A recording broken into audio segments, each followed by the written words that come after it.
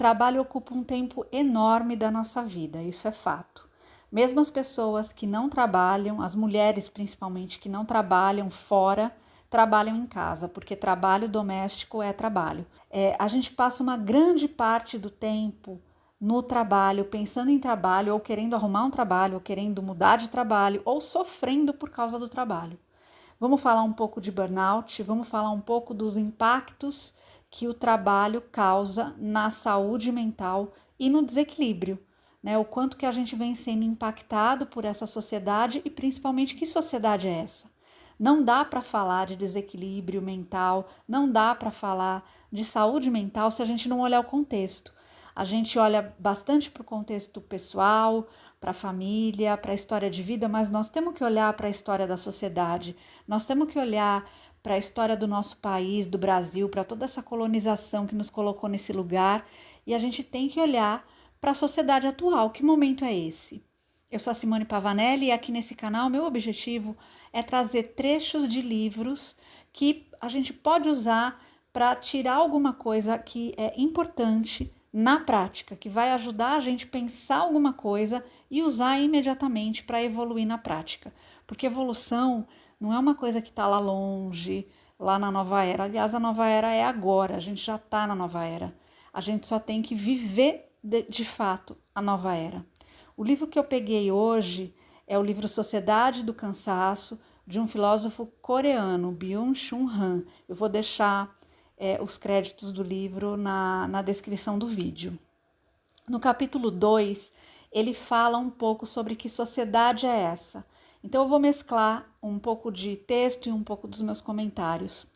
Ele diz o seguinte, que a sociedade disciplinar de Foucault, que é um outro filósofo, era feita de hospitais, asilos, presídios, quartéis, fábricas, e não é mais a sociedade de hoje. Nesse lugar de uma sociedade disciplinar, entrou a sociedade de academias, de prédios, escritórios, bancos, aeroportos, shoppings, laboratórios de genética, e que essa sociedade do século XXI não é mais, né, uma sociedade disciplinar e ela é uma sociedade de desempenho. Também seus habitantes não são mais sujeitos de obediência, são sujeitos de desempenho e produção, são empresários de si mesmo. Olha aí, né, gente, quantas MEIs, né, ou incentivo à economia criativa, a que a gente seja, cada um de nós, o seu próprio empresário, né? Voltando. Nesse sentido, aqueles muros das instituições disciplinares que delimitam o espaço entre o normal e o anormal se tornam arcaicos. A analítica do poder, que o Foucault descreve, não pode mais falar sobre essas modificações psíquicas e topológicas que se realizaram com a mudança da sociedade disciplinar para a sociedade do desempenho. Era uma sociedade de controle, ou seja, a sociedade disciplinar, que era aquela, né, do passado, é uma sociedade da negatividade. Ela é determinada pela negatividade da proibição. Nessa sociedade, o que prevalece é o não ter o direito e a coerção. Já a sociedade do desempenho, ela vai se desvinculando dessa negatividade. E a ordem ou o poder ilimitado que impera é a positividade, é o poder ilimitado. No lugar de proibição, mandamento ou lei, entra projeto, iniciativa e motivação. Enquanto a sociedade do passado, a sociedade disciplinar, era dominada pelo não, a sua negatividade gerava loucos e delinquentes. A sociedade do desempenho é ao contrário. Ela é pautada na positividade, mas ela produz sujeitos depressivos e fracassados. Então, o inconsciente coletivo passa naturalmente pelo desejo de maximizar a produção. Vou fazer uma pausa aqui, porque esse parágrafo é muito importante, ou seja, foi sendo percebido que a proibição ela não era de jeito nenhum, a proibição ou a negatividade, ou todos, né, tudo aquilo que a gente conheceu do passado, ela não estava mais sendo eficiente para o crescimento que se desejava para essa nossa sociedade. E agora, nessa sociedade do desempenho, quando se cria essa questão geral do poder ilimitado, que todo mundo pode tudo, né, sem nenhum limite e sem observar a realidade objetiva, isso é muito mais produtivo do que ficar na questão da proibição. E ele segue dizendo o seguinte: o sujeito do desempenho é mais rápido e mais produtivo que o sujeito da obediência. Olha que frase forte. Mas o complemento é muito melhor. Olha só, seguindo no texto. O poder, porém, não cancela o dever.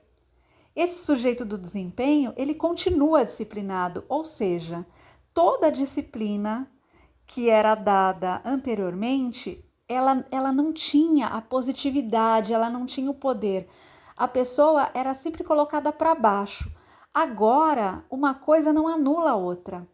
Ele diz: o poder eleva o nível de produtividade que é intencionado através da técnica disciplinar, o imperativo do dever. Mas em relação à elevação da produtividade, não há qualquer ruptura, tem apenas uma continuidade. Mais para frente um pouco, ele cita um outro autor chamado Alan Ehrenberg, que fala sobre a depressão e que o aumento da depressão ele acompanha essa passagem da sociedade disciplinar para a sociedade do desempenho. E a frase que eu achei mais interessante é: o que nos torna depressivos seria o imperativo de obedecer apenas a nós mesmos. Então, para esse autor, a depressão é a expressão patológica do fracasso do homem pós-moderno em ser ele mesmo.